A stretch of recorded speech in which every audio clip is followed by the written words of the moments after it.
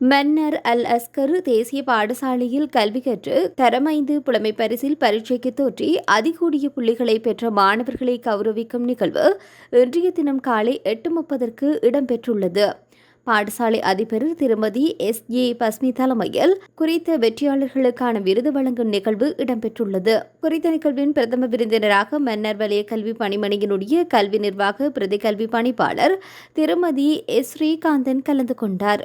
இதன்போது சாதனை மாணவர்கள் மற்றும் விருந்தினர்கள் இன்னிசை வாத்தியத்துடன் பாடசாலை மண்டபம் வரை அழைத்து வரப்பட்டுள்ளமையும் குறிப்பிடத்தக்கது.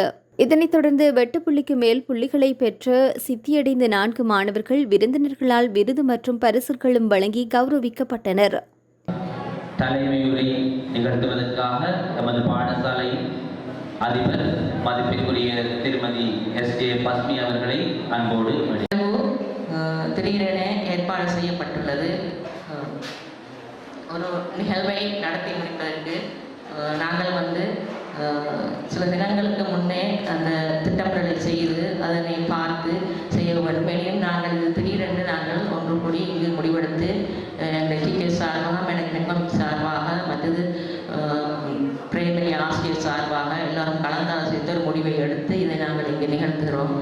இதன் முக்கியமான நோக்கம் எங்கள் பாடசாலையில் 2024ஆம் ஆண்டு ஸ்காலர்ஷிப் தரம் 5 புலமை பரீட்சைக்கு தோற்றிய 8 புள்ளிகளுக்கு மேல் பெற்ற 4 மாணவர்களை பாராட்டி கௌரவிப்பதோடு அதே வகுப்பில் கல்வி கற்றிற்கு கொண்டிருக்கிற ஏனைய மாணவர்களை கௌரவிப்பதும் அதற்கு கீழ் இந்த வருடம் பரீட்சைக்கு தோற்ற இருக்கின்ற மாணவர்களுக்கு ஒரு மோட்டிவேஷன் ஒரு ஊக்குவிப்பு புரோகிராமாக இதை மாற்றுவதற்குமாக இது செய்யப்பட்டுள்ளது.